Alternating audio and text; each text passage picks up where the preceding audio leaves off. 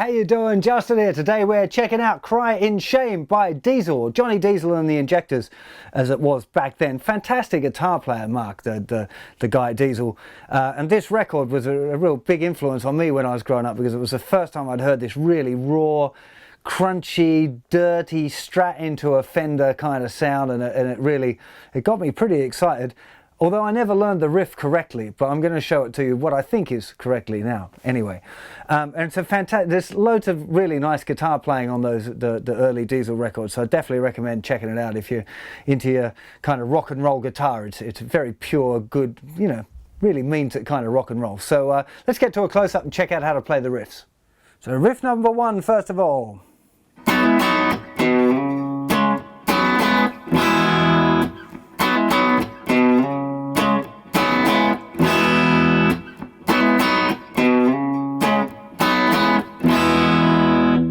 Okay, so we're starting here with the first finger bowing the 4th fret, strings 2, 3 and 4.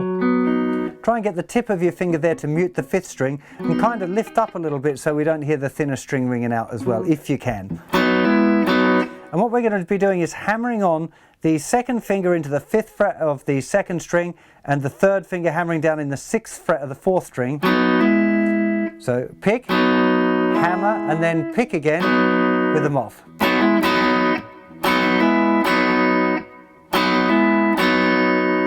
Then we let the hand fall down and we're going to give it a big muted hit. Then first finger's going to slide from 2nd fret to 4th fret. Okay, just that one note. Then I usually end up using my little finger.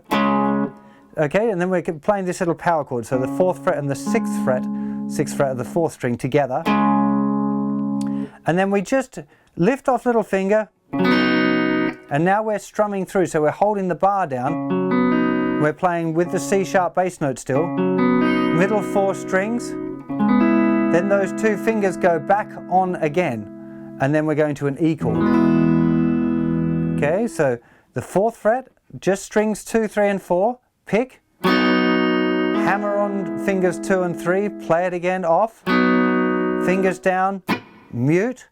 2nd fret.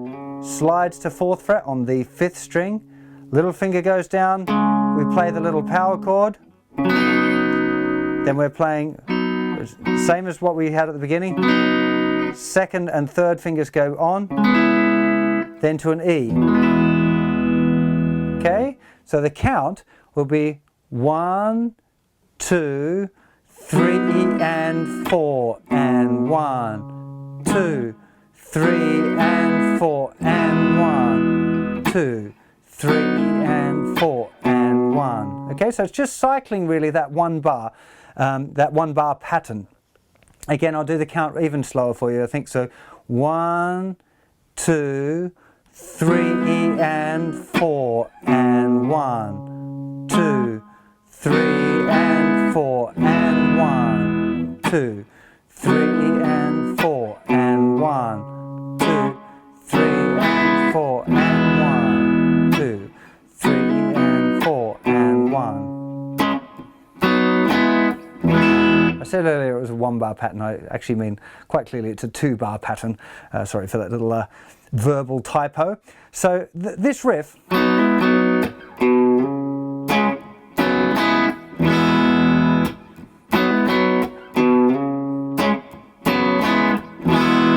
you hear a few different variations on it as we go through the original recording, but that's the kind of the best starting point that you're going to have, and then just try and tweak it a little bit how you feel.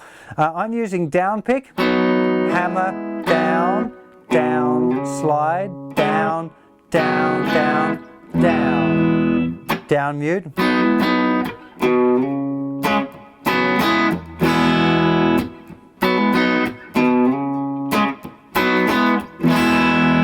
Okay, on the E chord, the interesting, so basically what that boiled down to was using all down picks for all of that. And on the E, instead of just strumming, I'm trying to dig in a little bit harder and get the notes to ring out individually. It's still kind of a strum, but you can hear it sounds a little different. If I just do a normal, it doesn't sound the same as... Okay, so I'm kind of digging in with the pick, particularly on the thinner strings. I really want them to kind of get a nice aggressively played sound. It changes the kind of the character of the riff to get that a little bit more aggressive. So.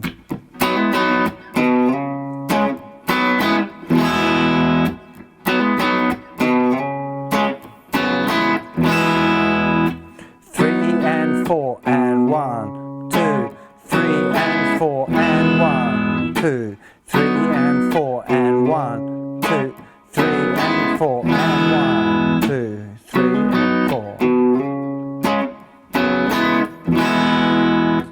So that riff is running 4 times there for the verse after the intro. It's been played a few times for the intro, and then we're into the chorus. We've got this really nice little lead. Okay, so a little mute. Open E, thicker string, playing the 4th fret on the thicker string twice with the 3rd finger, and then a little A power chord, so just 1st finger, 2nd fret of the 4th string with the open 5th, so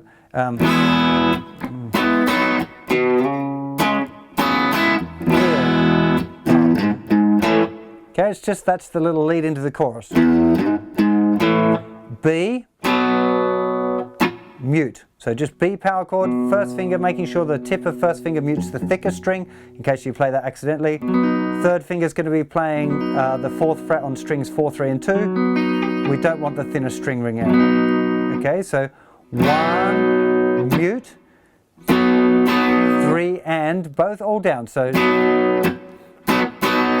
and then E, again with our kind of more aggressive, then we've got our little run up again. B. Second time through is this really nice little, I call it the Hendrix trick, because almost certainly everyone nicks it from Jimi Hendrix. We go from the B, let the 3rd finger roll onto the tip so it's on then the 5th string, slide it up 2 frets to the 6th fret, still on the 5th string, and then you play that little chord again. Very Hendrix. Okay, that's where it comes from, that style of thing. So B,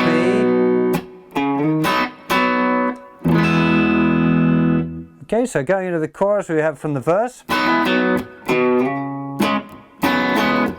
into the chorus.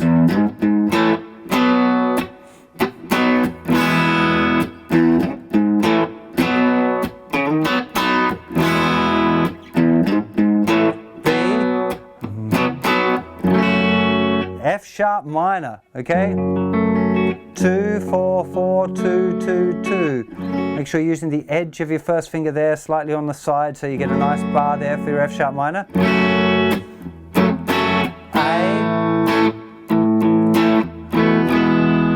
Okay, you're going to have to listen to the original recording there for a little tips on the rhythm, but 2, 3.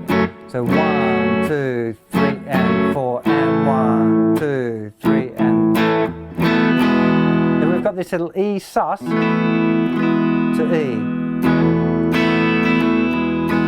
Really nice little move that happens a few times in this song, this little E sus. Okay? So let's do that one more time through into the chorus, and then I'll take you through the other part, which is the bridge part, and then it's up to you to put the puzzle pieces together. So let's go from the verse into the chorus.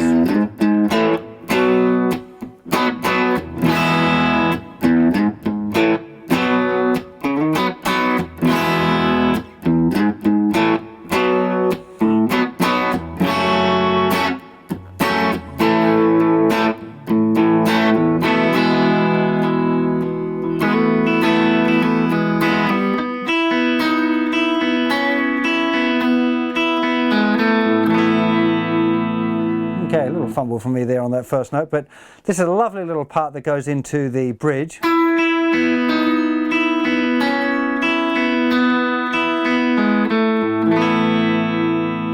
Okay, so we just got the 2nd finger I'm using, but you could use whatever finger you like really, on the 9th fret of the 3rd string. Then we play open E, open B. That's open thinner string and 2nd string. Then this note moves from the 9th fret to the 8th fret. then again, open 2 strings, 6th fret, thinnest 2 open strings, 4th fret, 1st, 2nd, this is still on the 3rd string, then 2nd finger goes down the 2nd fret of the 4th string, and we strum that chord, which is an A sus2 chord. So nothing on the thicker string, open, 2nd, 2nd, open, O. Now I'd use a little bit of neck vibrato here. Yeah, I think on the original it's going to be done with the whammy bar, but my whammy bar's blocked, just a preference thing. So that again, the rhythm of that, 1 and 2 and 3 and 4 and 1 and 2 and 3 and 4 and 1 and 2, 3, 4, 1, 2, 3, 4, 1 and 2 and 3 and 4 and 1 and 2 and 3 and 4 and 1 and 2. Lovely, lovely guitar part with a clean Strat and a clean Fender. You've got something special going on there. So now that I've given you the puzzle pieces, it's definitely all about listening to the original recording, trying to play along, trying to cop some of that great feel. Definitely experiment a bit with the sound as well, a nice reverb, generally a clean sound, Stratocaster, you know, that's most of the way there. Of course you can play it on any guitar, even acoustic guitar if you like. It's not that set, but to get that tone off that original recording is really pretty special, and definitely worth trying to fiddle about with your gear to try and copy it a little bit, you know. But do remembering, of course, that a lot of the tone is in your fingers anyway, so trying to get the best sound out of the gear that you got is also an important part of the journey, I think. So I really hope you enjoy this, and go and check out some more Johnny Diesel and the Injectors if you're not familiar with them. This is, of course, from the Aussie Classic Songbook, of which there's a lot more fantastic Australian music that I dredged up from my youth, and I hope you're enjoying it, and I'll see you for plenty more lessons very soon. You take care of yourselves. Bye-bye.